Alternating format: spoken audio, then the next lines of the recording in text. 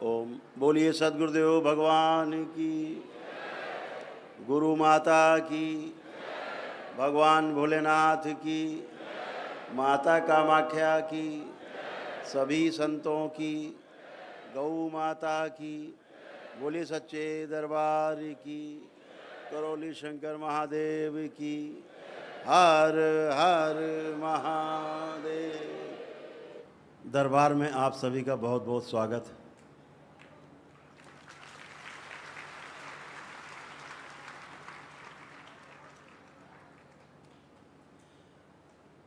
पूर्णिमा के इस पावन अवसर पर आज जब आप सभी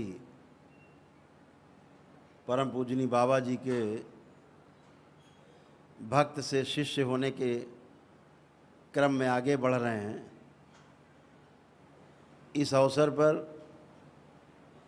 भी आप सबको बहुत बहुत बधाई, बहुत शुभकामनाएं।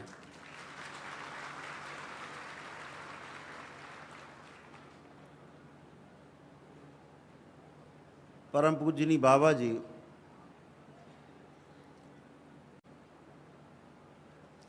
अपने जीवन काल में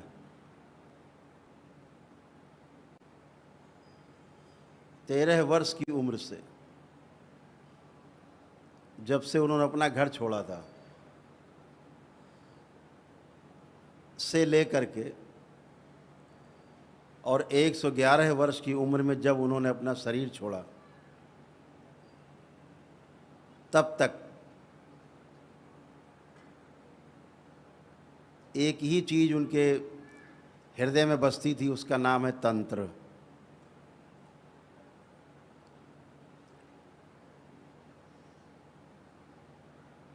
तंत्र एक व्यवस्था है,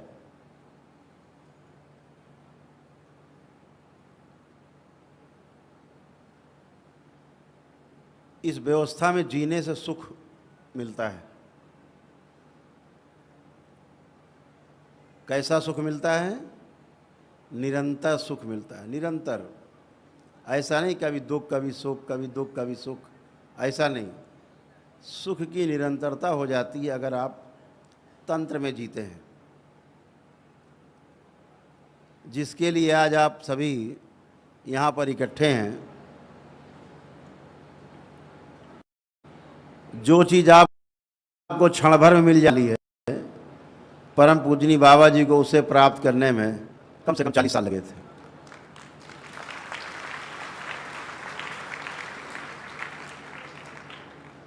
अपने जीवन के 40 वर्ष उन्होंने खोज में बिताए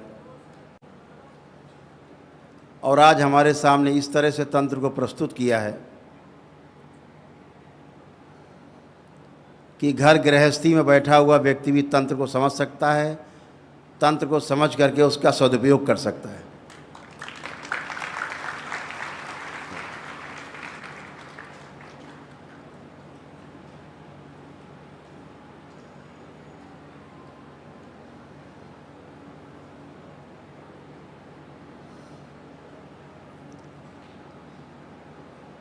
अभी तक तंत्र के बारे में ये भ्रांति थी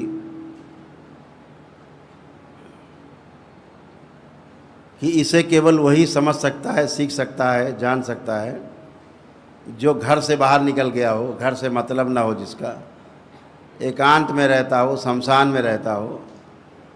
ऐसा भ्रांति फैली हुई थी।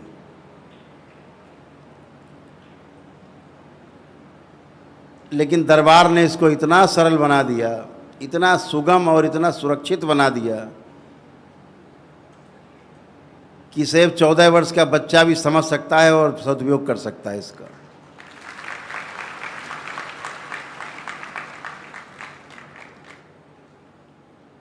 तो अद्भुत है जब आपको सिस्टम पता लग जाता है, एक तंत्र यानी व्यवस्था पता चल जाती है, फिर उस व्यवस्था में जीने का प्रयास करते हैं, फिर आपको उसमें रस आने लगता है। अच्छा सुनना, अच्छा बोलना, अच्छा देखना, अच्छा समझना, अच्छा मिलना, सब अच्छा अच्छा अच्छा हो जाना, अच्छे बने रहना सुखकारी है। अभी हमने मान रखा है कि धन आएगा तो सब अच्छा हो जाएगा, जिनके पास धन भरा पड़ा उनसे पूछो कितना अच्छा हो गया है, पहले से ज़्यादा खराब हो गए, पहले से ज़्यादा समस्याएं हो गई हैं। अब उस धन को बचाते बचाते घूम रहे हैं, किसको दें, बड़े लड़के को दें कि छोटे लड़के को दें कि पत्नी को दें कि लेके भाग जाएं, अकेले रहें। अब एक और समस्या पैदा हो गई, धन ज़्यादा आ गया, ये भी संकट हो गया कि पता नहीं कौन रात में टेटुआ भी दबा दे, सब चला जाए। संकट। तो धन का आप जब सदुपयोग करते हैं तो उसे तंत्र कहते हैं, व्यवस्था कहते हैं। तो अगर धन का सदुपयोग किया जाए ठीक से तो जीना बहुत सुखकारी है। और धन का सदुपयोग वही कर सकता है जिसमें वाकई में समझदारी हो, जिसको संस्कार मिले हैं कि कैसे सदुपयोग करना है। अगर नहीं जानते आप तो धन से फिर आपको दुख ही मिलने वाला है। लेकिन मान बैठे हैं कि धन आ जाएगा तो सब अच्छा हो जाएगा। जब धन आप बहुत कमाते हैं, धन आ जाता है तो उसका सदुपयोग करना भूल जाते हैं, संचय में लग जाते हैं। और महापुरुष कह गए कि पूत सपूत तो का धन संचय, और पूत कपूत तो का धन संचय। अगर लड़का आज्ञाकारी नहीं है, मनमाना व्यवहार करता है, उद्दंड है, खर्चेलू है, फिजूल खर्ची करता है, नशेबाजी करता है, तमाम बाजी करता है, तो काहे के लिए धन इकट्ठा करना, सब खा डालेगा, खर्चा कर देगा। और जो सपूत है, सुपुत्र है, अच्छा है, तो खुद ही कमा लेगा, उसके लिए क्या संचय करना। महापुरुषों ने यहाँ तक आपको समझाने की कोशिश की, फिर भी कहता कि आप धन नहीं कमाओ। धन आप खूब कमाइए, खूब मेहनत करिए, खूब धन कमाइए। दरबार ने आपको इस लायक किया है कि अब आप खूब धन कमा सकते हो। खूब प्रयास करो, खूब धन कमाओ, लेकिन उसका सदुपयोग करना समझना है, सीखना है। सदुपयोग करने से ही आप और आपका कुल तर जाएगा, दुरुपयोग करने से कर्म भोग बनेंगे। इसी प्रकार से आपके पास जो ऊर्जा एकत्रित होती है,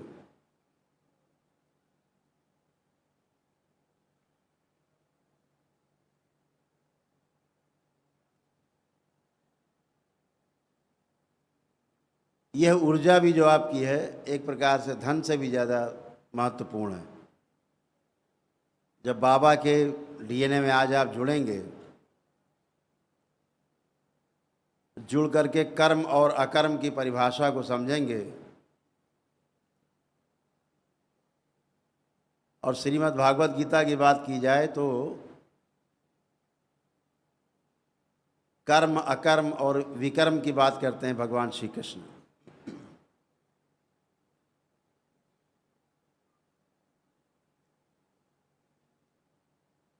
तो अपनी ऊर्जा को ऐसे बचा के रखें जो आप बड़े जतन से इसको उत्पन्न करेंगे। दरबार के द्वारा दीक्षा लेकर के एक ऊर्जा उत्पन्न होगी आपके पास। जब आप, जैसे आपका जप है कि 1.25 लाख जप करना है मंत्र का, जब 1.25 लाख जप कर लेंगे तो उसका दशांश यानी 12,500 को आप हवन जला करके फिर 12,500 मंत्र जब जप करेंगे दशांश, तो वो मंत्र सिद्ध हो जाता है। तो जो सिद्ध हो गया आपका दशांश, वो आपकी ऊर्जा है, आपकी अपनी कमाई है। और इतना अद्भुत है कि जब परिवार का सदस्य कोई बीमार होता है, कोई भी परेशानी होती है, सर्दी खांसी जुकाम भी हो जाए, और अगर आपके मन में आया, आप बोले बाबा इसको सही कर दो, तो आपका दशांश का पुण्य बीमार में जाता है आपके परिवार में और उसको शुद्ध करता है और उसकी सारी शरीर की व्यवस्था को सही करता है, उसको स्वस्थ करता है, और जब स्वस्थ हो जाता है तो वापस फिर आपके पास आके विराज जाता है। ये आपके दशांश के पुण्य की ताकत है।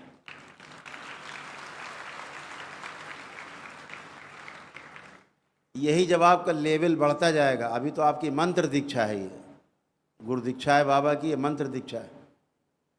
इसके बाद जब तंत्र की दीक्षा में लोग प्रवेश करेंगे, जो लोग जाएंगे इसमें से, आप लोगों में से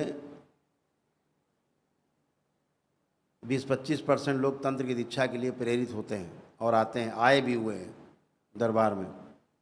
वो कल दीक्षा लेंगे, कल उनका चयन होगा। तंत्र की दीक्षा में जाने के लिए चयन होता है, दरबार चयन करता है योग्य है कि नहीं। उसका दशांश और ज़्यादा प्रभावशाली है, जो आपके यहाँ असाध्य से असाध्य रोगियों के लिए भी वो स्वास्थ्य पैदा करता है, बीमारियों को मार भगाता है, कष्टों को, शरीर के मन के कष्टों को हटाता है। ऐसे लेवल आपके परिवार के केवल आपकी इच्छा से चलने लगेगा वो। तो इसको भी सदुपयोग करना है, ये भी सीखना है कि हमें इसका कभी भी दुरुपयोग नहीं करना है। हमें हर प्रकार के टोना टोटका से, जादू टोना से, छू मंतर से, झाड़ फूक से दूर रहना है। आपकी इच्छा से ही चलेगा ये, आपकी प्रार्थना से ही चलेगा ये मंत्र, आपका दशांश। तंत्र की दीक्षा में जब लेवल आपके काफ़ी हाई हो जाएंगे, तब फिर मंत्र चलेंगे। अभी तो इच्छा वाला कालम चलता है आपका। बाबा से आप प्रार्थना करते हो, होने लगता है। माँ से प्रार्थना करते हो, होने लगता है। ये सब आपके पास अनुभव हैं इस चीज़ के। तो हमेशा ये ध्यान रखना है कि जो ऊर्जा हम उत्पन्न करेंगे, जो ऊर्जा हमारे जप से तप से उत्पन्न होगी, उस ऊर्जा का हमें सिर्फ सदुपयोग ही करना है, ये ध्यान रखना है। और जैसे जैसे सदुपयोग करते जाओगे, वैसे वैसे ये ऊर्जा आपकी और ज़्यादा बढ़ती जाएगी। दरबार देख लेता है कि अमुक व्यक्ति ऊर्जा का सदुपयोग ही करता है, दुरुपयोग नहीं करता, इसके मन में कपट लोभ लालच नहीं है, ऊर्जा बढ़ती जाती है अपने आप। जहाँ देखती कपट लोभ लालच ईर्ष्या दुर्भावना कम होती जाती, छिन जाती। तो ये आपका दरबार है, आप जानते हैं कि किस तरह से आपका दरबार कार्य करता है। आपका दरबार आपको पूरी सुरक्षा देता है,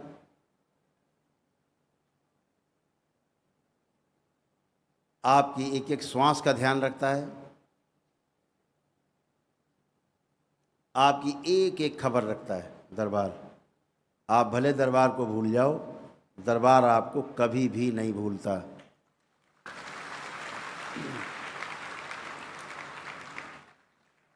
हर क्षण निगरानी करता है दरबार आपकी।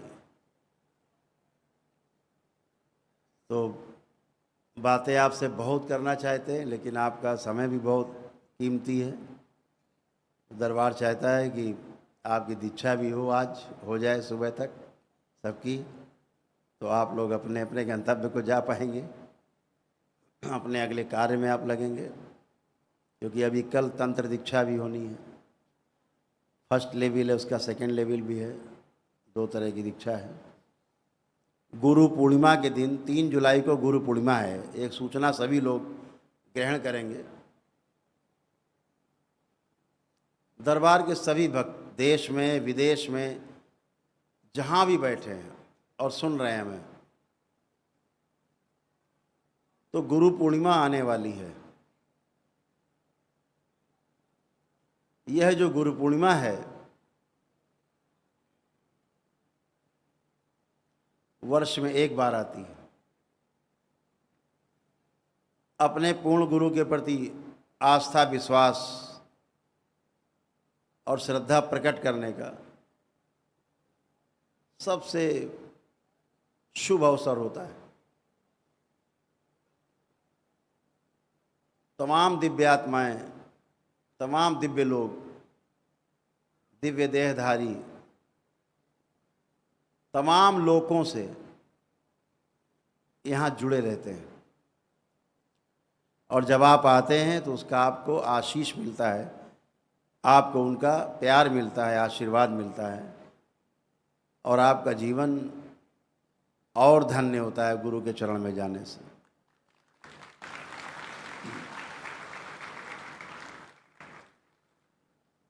तो गुरु पूर्णिमा में हम लोग सभी भक्त दरबार में इकट्ठे होंगे।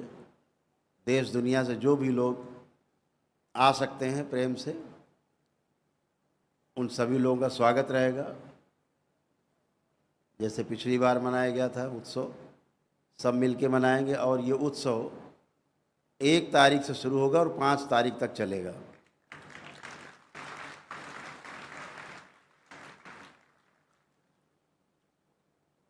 तीन तारीख की यानी 3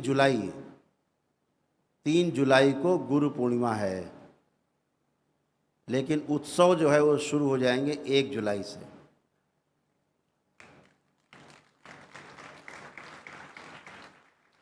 एक जुलाई से दीक्षा, जो गुरु दीक्षा है वो तो गुरु पूर्णिमा में ही मनाई जाएगी, तो 1 तारीख से 5 तारीख तक चलते रहेंगे। बाबा की शान में हम लोग यहाँ उत्सव मनाएंगे, उनकी शान को और बढ़ाएंगे, देश और दुनिया में उनका नाम फैलाएंगे।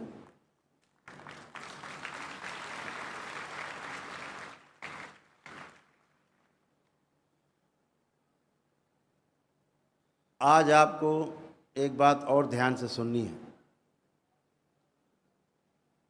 हमें लगता है कि हम लोग जितने हॉल में इकट्ठे हैं, जो लोग बैठे हैं, तो 3-4 हज़ार लोग, यही लोग दुनिया है। ध्यान रखें, आपके दरबार को पूरी दुनिया देख रही है आशा भरी निगाहों से, आपके दरबार को।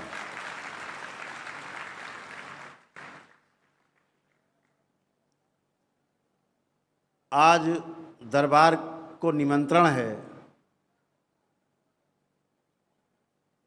उस संगठन से, निमंत्रण है जहां कम से कम 200 देश जुड़े हुए हैं।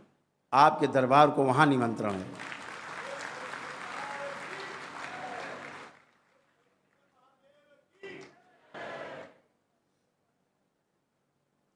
दरबार के बाबा के जो शिष्य हैं राजीव जी, वो सभी के संपर्क में विदेशों में हैं। यूनाइटेड नेशन भी आपकी राह देख रहा है।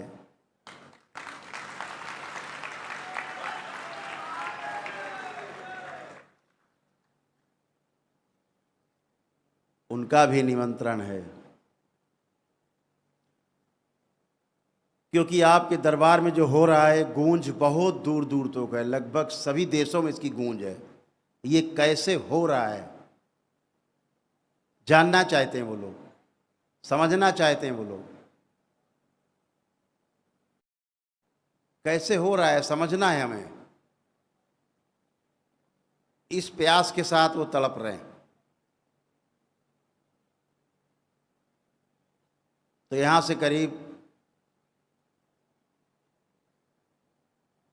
35-40 लोगों का प्रतिनिधिमंडल पूरा जाएगा यहाँ से, भक्तों का हमारे साथ जाएगा, शिष्यों का बाबा के विदेश यात्रा पर, जहाँ पर यूनाइटेड नेशन के द्वारा चलाई जा रही जो संस्थाएं हैं वो आप सबका स्वागत करेंगी और आपका वेलकम करके आपसे समझना चाहेंगी चीज़ें।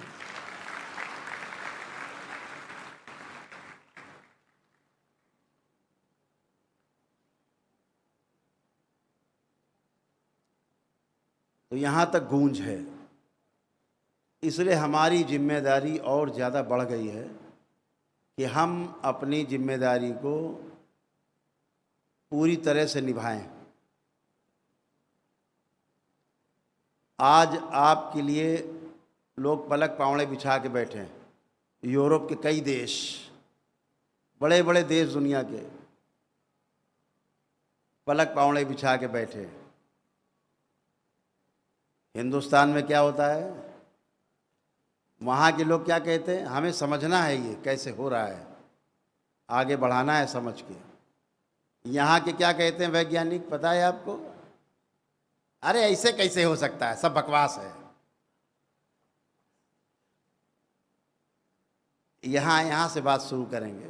पहला झंझट तो यही है, जहाँ से उदय है, जहाँ उद्गम है, जहाँ पर चीज़ें शुरू हुई हैं, आदि है यहाँ पर, वहाँ की क्या विचारधारा है? अरे बेवकूफ़ हैं सब, ऐसे कैसे हो सकता है, सब बकवास है। यहाँ से बात शुरू करेंगे, ऐसा हो ही नहीं सकता है सब, है ना? साहब चूतिया बैठे से चूतिया बना रहे हैं, ऐसे बातें कर। और विदेश में क्या कह रहे हैं, समझना है हमें ये कैसे होता है। वेलकम।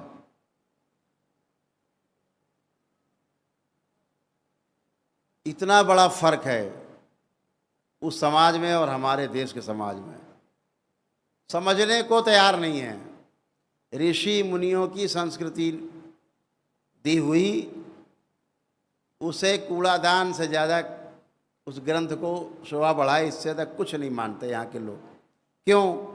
नकलीपन जो बना रखा है यहाँ के लोगों ने, नकली, वो कैसे बिकेगा? अगर असली आप जान गए तो दुकानें बंद हो जाएंगी। अगर असली जान गए, दुनिया जान गई, तो दुकानें बंद हो जाएंगी।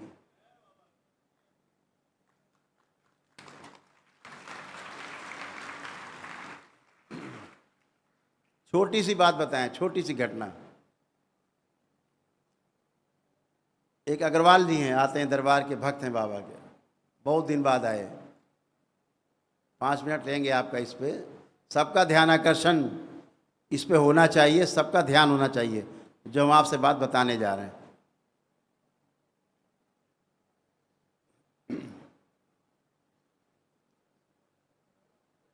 चार 5 महीने बाद आए, 6 महीने बाद मिलने। बोले गुरुदेव सब तो ठीक है, एकदम अच्छे हैं, कुछ भी कष्ट नहीं बचा, सब अच्छा है, बिजनेस व्यापार भी चलने लगा, सब बंद था, रुका हुआ था, स्वास्थ्य अच्छे हो गए, हमारे 20-22 साल से परेशान थे, एक कष्ट नहीं जा रहा है। तो हमने पूछा भाई कौन सा कष्ट नहीं जा रहा है बताइए? बोले शुगर नहीं जा रही है, ये शुगर नहीं ठीक हो रही। तो दरबार ने देखा और कहा कि भाई इनको शुगर है ही नहीं, इनको मधुमेह की बीमारी नहीं है। तो बोले नहीं, हमने अभी रिपोर्ट कराई 2 दिन पहले, तो 400 थी।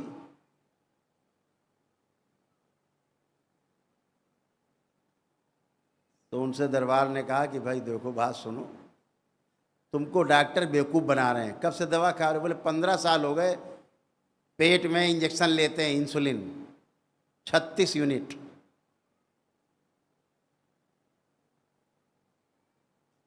परमानेंट कस्टमर हो गए वो, 36 यूनिट ले रहे हैं कई सालों से। अब ये ज़िंदगी भर लेना है, मरते दम तक, परमानेंट। ये घटेगी नहीं, इंसुलिन बढ़ती रहेगी। तो दरबार ने दिखाया कि इनकी इंसुलिन पूरी बन रही है शरीर में, इन्हें कोई रोग नहीं है शुगर का। ये तो ऊर्जा है जो ग्लूकोज के रूप में, शुगर के रूप में दिखाई दे रही है। रोग है इंसुलिन का ना बनना, रोग है टाइप 1 टाइप 2 शुगर होना। तो हमने उनसे कहा कि भाई आप ये टेस्ट कराइए। तो बोले ये कौन सा टेस्ट होता है, हम जानते ही नहीं हैं। हमने कहा आप इसलिए नहीं जानते कि आपके डॉक्टर साहब आपका ये टेस्ट कराना ही नहीं चाहते। अगर आपने ये टेस्ट करा लिया तो क्लियर हो जाएगा कि आपको शुगर नहीं है।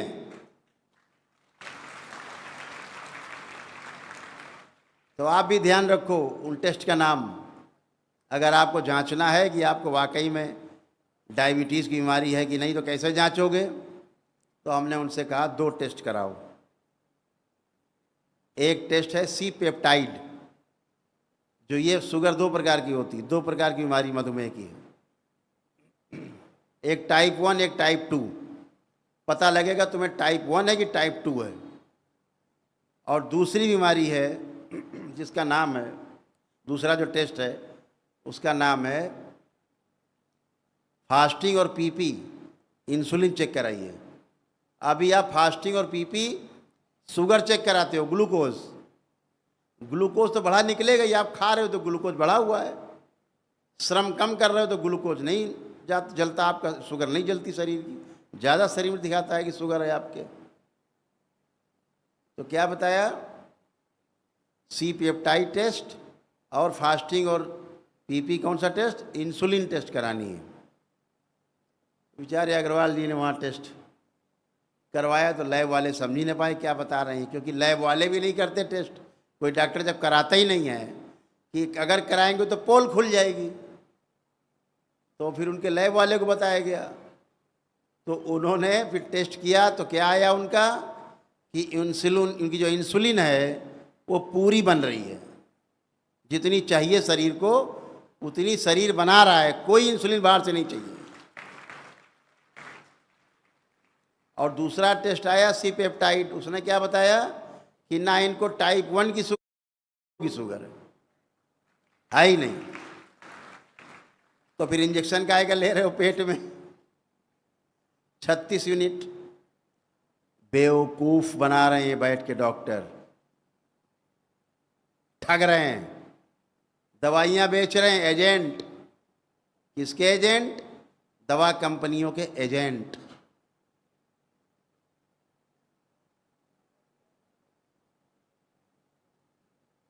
ये बैठे एक सेवक हैं दरबार के,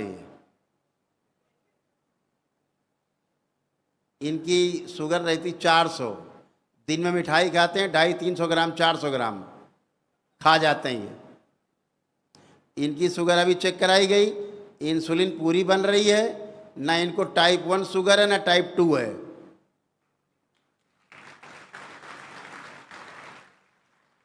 लेकिन जब ग्लूकोज चेक कराओगे तो इनकी निकली 270, यानी ज़्यादा। जब मिठाई इतना झेलेंगे सवेरे शाम ये, तो खून में क्या निकलेगा, मिर्चा, शुगरें निकलेगी। लेकिन रोग क्या है, इंसुलिन का ना बनना। तो टेस्ट कैसे होगा, C peptide test. Type 1 sugar है कि टाइप 2 बीमारी है, दोनों ही नहीं है। पहले 250 ग्राम खाते थे, अब 400 खाते हैं ये, जब से जान गए हैं कि वाकई में इनको बीमारी नहीं है, मिठुआ है। तो ऐसे बेवकूफ़ बना रहे हैं ये पढ़े लिखे लोग। अगर आज जितने शुगर के पेशेंट हैं जो वाकई में दवा खा रहे हैं, इंसुलिन ले रहे हैं, और ये 2 चेकअप कराएं, 2 इन्वेस्टिगेशन कराएं, सी पेप्टाइड और फास्टिंग और पीपी इंसुलिन, इसमें 100 में से कम 75% लोग ऐसे निकलेंगे जिन्हें डायबिटीज़ की कोई बीमारी नहीं है, लेकिन दवा खा रहे हैं, इंजेक्शन ले रहे हैं।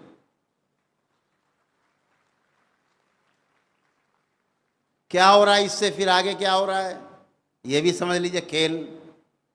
जब आप इंसुलिन बाहर से ले रहे हो और शरीर पहले से बना रहा है, तो कितनी हो गई इंसुलिन, 2 गुना। अब तुम 2 गुना इंसुलिन शरीर में हो गई, चाहिए 1 गुना।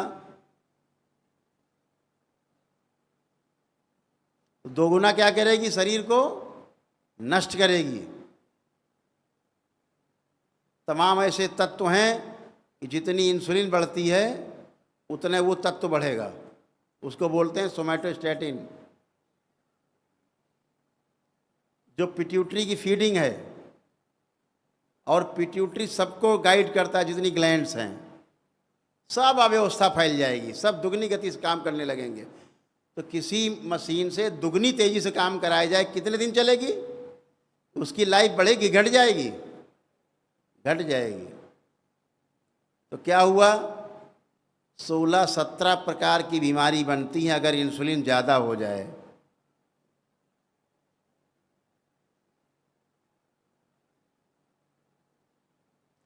फिर उसकी दवा खाओ। जो 16-17 प्रकार की बीमारी बन गई अब, तो शुगर वाला डॉक्टर आपका अलग इलाज कर रहा है, वो अलग आनंद ले रहा है सुई घुसड़वा के। अब दूसरे डॉक्टर साहब आ गए, लीवर वाले आ गए, आँखों के डॉक्टर आ गए, दिमाग के डॉक्टर आ गए, फिर आपके तमाम लीवर, किडनी, तमाम सब डॉक्टर साहब मौजूद हैं। फिर किसी को टीबी हो रही है, तो कोई कुछ हो रहा है, किसी कुछ हो रहा है, किसी कोई बीमारी हो रही, अब आप उनका इलाज कराइए। होते होते होते कहाँ पहुँचा देंगे कि कैंसर बन रहा है आपको।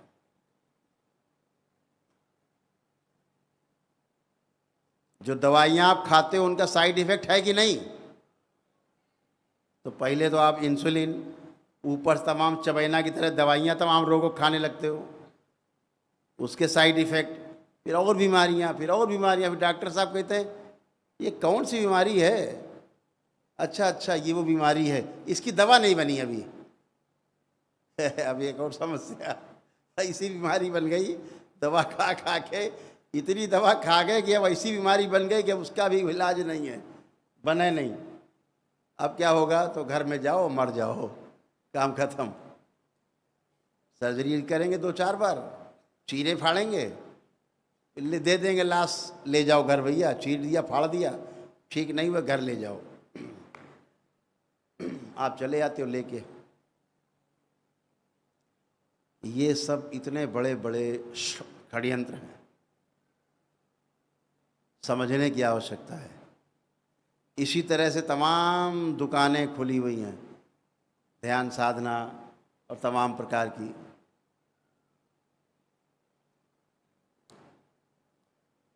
बचना है, अपने ईश्वर पर विश्वास रखना है और स्वयं पर विश्वास रखना है। तुम्हें तुम्हारी मंजिल से पहुंचने से कोई भी ताकत दुनिया की रोक नहीं सकती।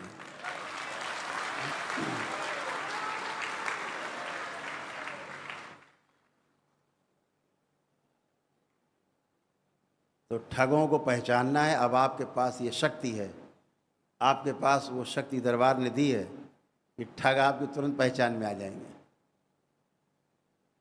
तो बचना इन चीज़ों से है और अपनी शक्ति को बढ़ाना है, बढ़ी हुई शक्ति का सदुपयोग करना है। ये बीमारियाँ कुछ होती नहीं हैं, आप सब नकली चीज़ें जान गए हैं। सब स्मृतियों के कारण रोग होते हैं, स्मृतियाँ नष्ट हो जाएं, रोग नष्ट हो जाते हैं, सीधी बात है। इसलिए रोगों से घबराना नहीं है। ऐसे कितने लोग हैं जो रोगों से घबराते हैं? अभी भी हैं, हाथ उठाएं। नहीं, रोगों से नहीं घबराते ज़्यादा, बढ़िया है। रोगों से तो घबराने वाली बात ही नहीं। क्यों? आपके पास बाबा और माँ हैं, एक संकल्प करते हो, एक संकल्प करते हो, बाबा पेट दर्द हो रहा है, स्मृति नष्ट कर दी जाए पेट दर्द की। आँख खोलते हो, जहाँ बोला ओम नमः शिवाय 3 बार, देखा पेट दर्द गायब। कितनी सुगम चिकित्सा है, कितनी सरल है, हैं? और फिर अब तो आपके पास पुण्य इकट्ठा होने जा रहा है जप का, उससे तो बहुत कुछ करेंगे आप दुनिया में। तो चलिए, बातें खूब करेंगे आपसे, बैठ के खूब बातें होंगी। कुचक्र से बचे रहो, बस इतना ही। आपकी यात्रा में बाधा जो कुचक्र हैं वही हैं, रोड़े पत्थर की तरह, उनसे बचना है।